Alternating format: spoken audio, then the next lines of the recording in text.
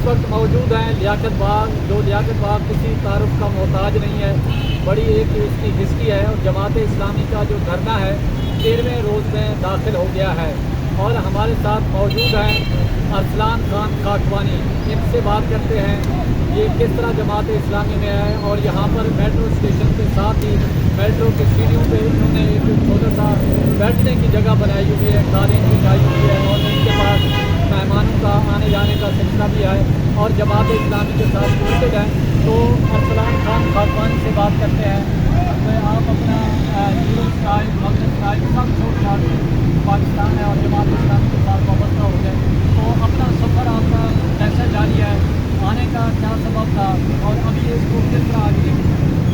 अल्हम्दुलिल्लाह, मैं अल्लाह का शुक्र अदा करता हूँ कि I am associated to Jamaat Islami. उसकी रीज़न ये है, पाकिस्तान की ये वाहिद पॉलिटिकल पार्टी है जो किसी फ़िरके पे नहीं बनी हुई, इसमें कोई वरासत नहीं है, किसी शख्सियत पे नहीं बनी हुई, किसी ख़ानदान की कंपनी नहीं। ऑल अदर पॉलिटिकल पार्टीज जो हैं वो इनमें से किसी एक बीमारी का शिकार हैं, किसी का भी नाम आप ले लें। जमात इस्लामी वो वाहिद पार्टी है, इसके अंदर कोई वरासत नहीं है, कोई शख्सियत नहीं है, किसी ख़ानदान की हेगमनी नहीं है और कोई फ़िरका नहीं है। और कलमे की बुनियाद पे, जिससे पाकिस्तान कलमे की बुनियाद पे बना है, ये कलमे की बुनियाद के ऊपर बनने वाली मुहिब्बे वतन एक वाहिद पॉलिटिकल पार्टी है, नंबर एक। उसके बाद फातिमा जिन्ना के साथ कौन खड़ा हुआ? जमात इस्लामी। कोई लीग नहीं थी, तो जमात इस्लामी। उसके बाद कॉन्स्टिट्यूशन से 1971 का कॉन्स्टिट्यूशन किसने बनाया? Syed Maududi रहमहुल्लाह, founder of Jamaat Islami. बांग्लादेश की जो तकसीम जब हो रही थी, ये किसने बनाया था? अल बदर और अल शम्स, ताकि ये अलग ना हो। कौन बांग्लादेश के अंदर ये कह रहे थे कि इसको अलग नहीं होना चाहिए?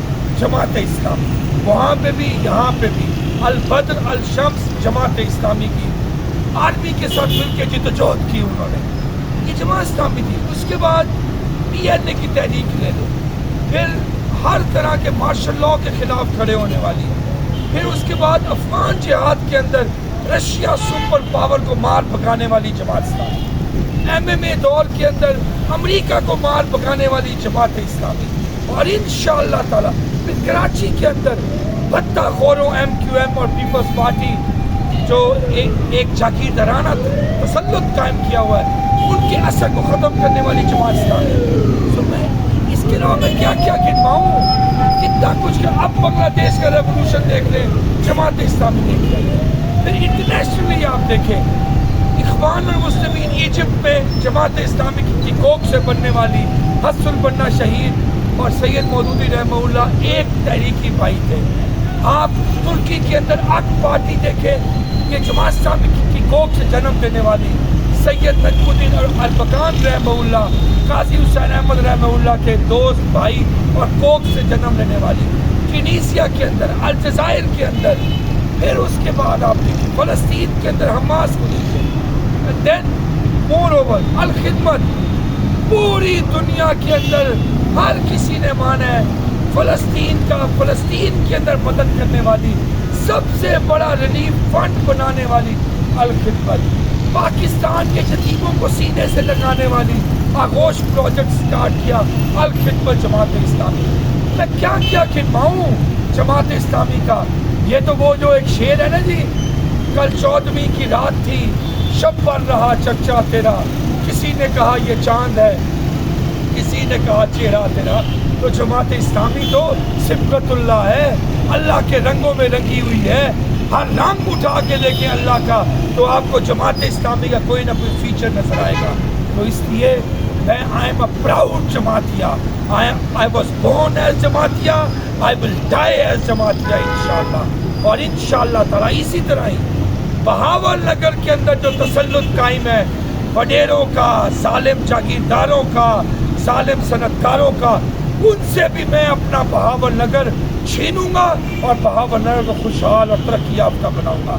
आखिरी बात, 13वां रोज़ है, लियाकत बाग का ये हाफिज नैमुर्रहमान की क़यादत में ये धरना। क्या मांगने आए हैं?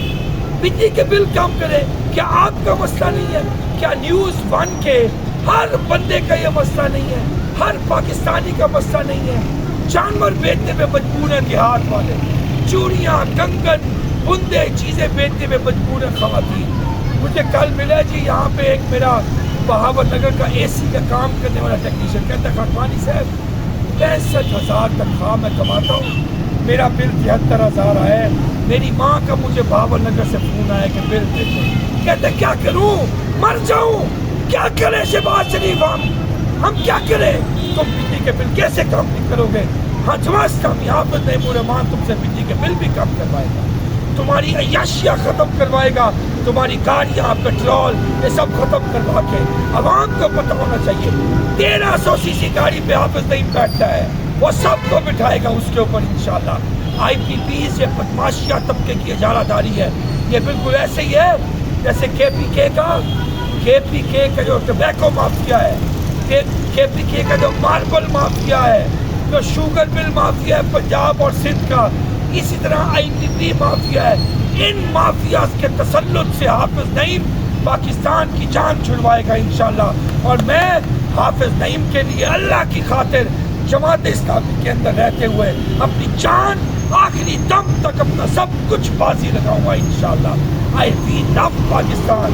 جماعت اسلامی پاکستان ہے اور پاکستان جماعت اسلامی ہے, اور میں بہاول نگر کی خوشحالی کے لیے مرتے دم تک دامے درمے سکھنے اپنے جدوجہد جاری رکھوں گا انشاءاللہ. جی ناظرین, آپ نے سنا ارسلان خان خاکوانی اپنے خیالات کا اظہار کر رہے تھے, اور آج میرا کیمرہ مین اگر دکھا سکے یہ لیاقت باغ کے سامنے اس ٹائم یہ ہم بیٹھے ہوئے ہیں اور دھرنے میں ہم موجود ہیں.